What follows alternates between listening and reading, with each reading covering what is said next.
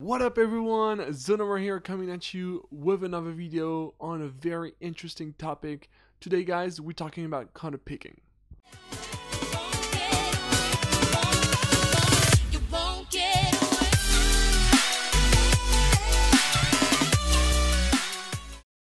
In the previous video guys, I give you my opinion about websites that people use for guides, counter picks, what pro player usually build, and I get some really strong points for the good and the bad of those websites. But today we're talking about a whole new level of websites.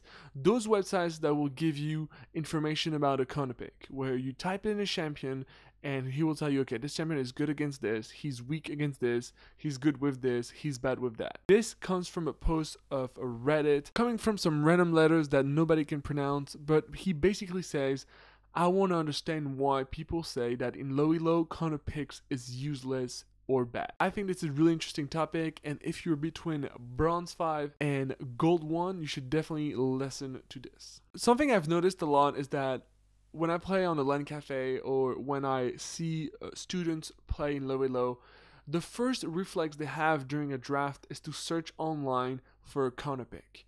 They go, like, let's say they play top lane and they have a Riven in front of them, and they're gonna search what is the perfect counter for Riven, what is a counter for Riven on Google, and I'm gonna give you 3 reasons of why you shouldn't follow those counter picks website and why ultimately you shouldn't look for counter picks at all when you're in a very low elo. The number one reason why people shouldn't look for counter picks is because you guys that are low elo are not experienced enough to pick a random thing just because some website told you it was the perfect counter of the champion Y. It's not because on paper you're technically countering him or her that you're gonna win the matchup.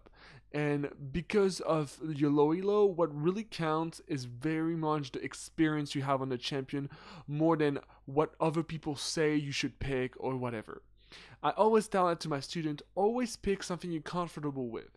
Even if you're getting countered on paper, if you have the most experience, if you know your combos, if you have a perfect build, if you know how to farm, you will get ahead no matter what. Some kits are good against other kits in champions, I do understand that, but if you start countering every time you play a game, you're gonna play a lot of different champion, and this is not gonna help you grow as a player, and it's not gonna help you grow your elo. Again guys, focus on a very small champion pool and try to focus on it. I'm gonna give you an example of a box for example, an OTP Riven that plays a lot. When he's against the Renekton, which is by far one of the biggest counter to Riven, he's not gonna not pick Riven. He plays so much Riven, he knows the matchup by heart, he knows everything about it, that he's not gonna get scared of it. So try to stay in your comfort picks and focus on that. The second reason is you really don't know the strength and weaknesses of a counter pick.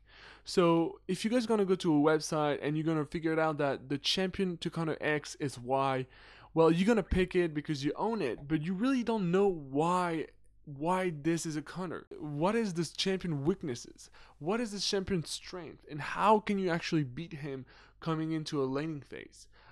How and when should you take the lead? What should you build to take the lead? All those things that you guys don't know are things that are really not targeted to you. Like, those counter picks are really effective if you're like a platinum or a diamond and you had to play a role you didn't know how to play, but you still have a basic knowledge and a basic skill for any type, any sort of champion out there.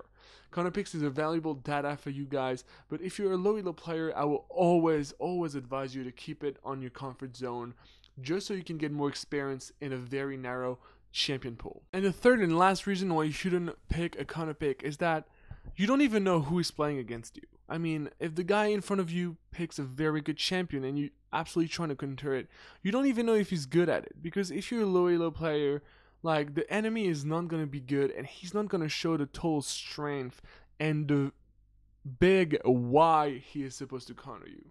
So have some faith in yourself, practice your champion of comfort, and try to actually practice on negative matchups. Like, those matchups that you're not supposed to win are gonna make you learn even more that the matchup that you were supposed to win. So please guys, think about not going automatically to a counter pick website. I'm not saying those websites are bad, but I'm saying that if you're trying to climb, if you're trying to be a better player with a good champion pool, you shouldn't do it. Stay on your comfort zone again, guys. You can do it. Your season, this season is your season. Go for it, guys. If you need any help, please comment down below. Thank you so much for watching, guys. I'll see you for the next one. Baby, hit it.